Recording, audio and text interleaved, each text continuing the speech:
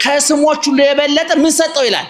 ስም ሰጠው ይላል የገብርኤል ስም የሚካኤል ስም የድንግል ማርያም ስም የጊዮርጊስ ስም አንድ ላይ ቢጨፈለቅ ይህን ስም አይተካም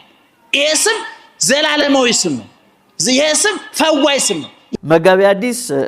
የጌታችን የኢየሱስ ክርስቶስ ስም በተመለከተ እንደዚህ ያሉ ከስሞቹ ለበለጠ ስም ሰጠው የገብርኤል ስም የሚካኤል ስም የማርያም ስም የጊዮርጊስ ስም አንድ ላይ ቢጨፈለቅ ይህን ስም አይተካም ይህ ስም ዘላለማዊ ነው ይህ ስም ፈዋሽ ነው ሌላ ስም እንድንበት ዘንድ ከሰማይ በታች አልተሰጠንም አሉ ምንም እንኳን ይሄን ሐሳብ ያገኙት ከመጽሐፍ ቅዱስ ቢሆንም ሐዋርያው ጴጥሮስ እንግዲህ በሐዋርያ ሥራ 4:12 እንደተናገረው መዳን በሌላ በማንም የለም እንድንበት ዘንድ ከሰማይ በታች የተሰጠ ሌላ ስም የለም ብሏል እሳቸው ይህን ሐሳብ ነው የተናገሩት ግን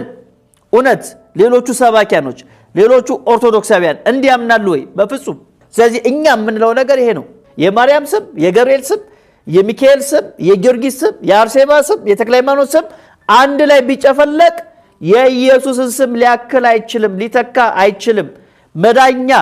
ፈዋሽ የሆነ ስም ኢየሱስ የሚለው ስም ነው ስለዚህ በሌላ አገላለጥ ምን ማለት ነው የማርያም ስም አያድንም የገብርኤል ስም አያድንም የሚካኤል ስም አያድንም የተክለ ሃይማኖት ስም አያድንም የአርሴማ ስም አያድንም ማለት ነው ለምን እነዚህ ሁሉ ስሞች ተጨፍልቆ ይህንን መዳኛ የሆነውን ስም ሊያክሉ ካልቻሉ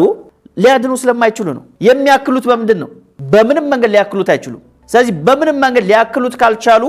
ስሙ ፈዋሽ ነውና እነሱስ ሊፈውሱ አይችሉም ስማቸው ሊፈውስ አይችልም